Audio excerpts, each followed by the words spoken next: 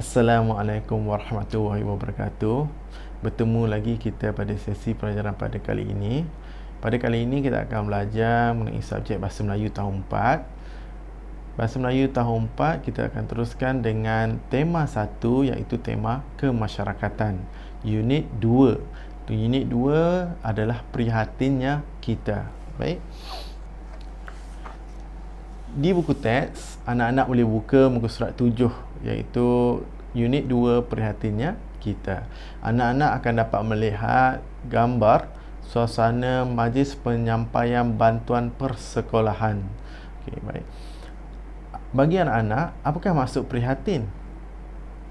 Okey, secara amnya prihatin adalah sikap tanggungjawab kita untuk mengambil berat terhadap orang lain. Okay, kita memahati rakan-rakan kita yang berada dalam kesusahan, kita membantu rakan-rakan tersebut. Baik, kita teruskan dengan muka surat 8. Okay, baik, cikgu akan bacakan dahulu objektif pembelajaran kita pada kali ini ya.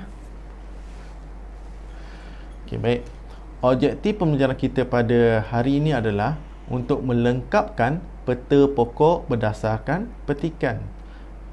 Cikgu ulang saya. Kita punya objektif pembelajaran kita pada hari ini adalah melengkapkan peta pokok berdasarkan petikan. Okey, anak-anak akan buat satu peta pokok berdasarkan petikan yang akan kita baca sama-sama sebentar lagi ya. Okey, baik.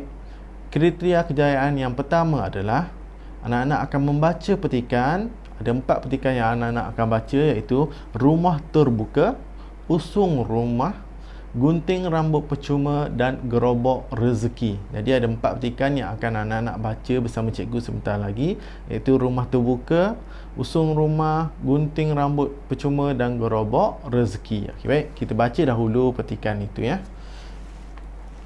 Cikgu akan ringkaskan. Nanti anak-anak boleh rujuk buku di muka surat 8 Bahasa Melayu tahun 4.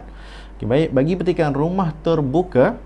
Okay, rumah terbuka ini merupakan satu cara masyarakat di negara kita untuk bergaul antara satu sama lain. Tak kisahlah perayaan, contohnya perayaan Hari Raya Puasa. Jadi pelbagai kaum akan meraihkannya bersama-sama. Jadi kalau biasanya ketika Hari Raya Puasa, orang Melayu, orang Cina dan orang India dalam Malaysia ini akan bersama-sama menyambut perayaan Hari Raya Puasa tersebutlah. Okey, baik. Dengan menghadiri perayaan rumah terbuka, maksudnya bukan perayaan rumah terbuka, dengan menghadirinya rumah terbuka ini, kita dapat berkenalan dan juga beramah mesra dengan rakan-rakan kita. Baik. Petikan yang kedua adalah petikan usung rumah. Okey, anak-anak boleh membacanya secara detail, secara terperinci di muka surat 8. Okey, baik. Usung rumah dilakukan untuk memindahkan sesuatu rumah dari satu lokasi ke lokasi yang lain. Jadi mungkinlah pada zaman sekarang ini aktiviti usung rumah ini tidak banyak dilakukan, tapi pada zaman dahulu masyarakat kita memang ada memindahkan rumah. Jadi bayangkanlah, rumah kita akan diangkat dan akan ditukarkan ke tempat yang lain. Jadi mestilah berat rumah tersebut. Jadi dengan kerjasama antara kita dan jiran tetangga, kita dapat memikul rumah tersebut dengan eloklah, mampu untuk kita angkat rumah tersebut. Okey, baik. Itu adalah petikan yang kedua, iaitu usung rumah. Okey, baik. Muka surat 9, anak-anak akan membaca 2 lagi petikan, iaitu gunting rambut percuma. Berdasarkan petikan ini, kita akan dapat melihat gunting rambut secara percuma ini akan meringankan bebanan ibu bapa dari segi keuangan. Okay. Ibu bapa yang berada dalam keadaan kesusahan ataupun kekurangan pendapatan akan lega kerana terdapatnya perkhidmatan gunting rambut secara percuma. Jika ada anak seorang, mungkinlah ibu bapa kita mampu, tapi kalau adik-beradik kita ada 4, 5 anak yang lelaki, mungkinlah ibu bapa kita berasa untuk mengeluarkan duit bagi perbelanjaan gunting rambut. Jadi dengan aktiviti gunting rambut secara percuma ini yang dilakukan dalam komuniti kita, dalam kawasan kejiranan kita, dapat membantu meringankan bebanan ibu bapa kita. Okay, baik. Perenggan yang terakhir, anak-anak akan membaca berkaitan dengan gerobok rezeki. Okey, gerobok itu bermaksudnya adalah almari. Okey, almari ataupun tempat penyimpanan. Okey, rezeki maksudnya sesuatu yang memberi kita nilai. Okey, rezeki. Contoh rezeki yang dapat diberi adalah contohnya beras, tepung gandum, gula. Ini adalah makanan-makanan asas. Jadi gerobok rezeki ini akan ditempatkan di kawasan di luar masjid ataupun surau, supaya fakir-fakir miskin ataupun golongan yang kurang berkemampuan dapat mengambil bahan-bahan asas ini. Contohnya beras tadi. Kalau ibu bapa kita tak cukup beras, ibu bapa kita boleh mengambil di luar masjid, di atas gerobok rezeki ini untuk kegunaan kita bersama-samalah. Jadi golongan yang berkemampuan boleh berkongsi rezeki dengan golongan yang kurang berkemampuan. Okey, baik. Itu ada 4 petikan yang kita baca.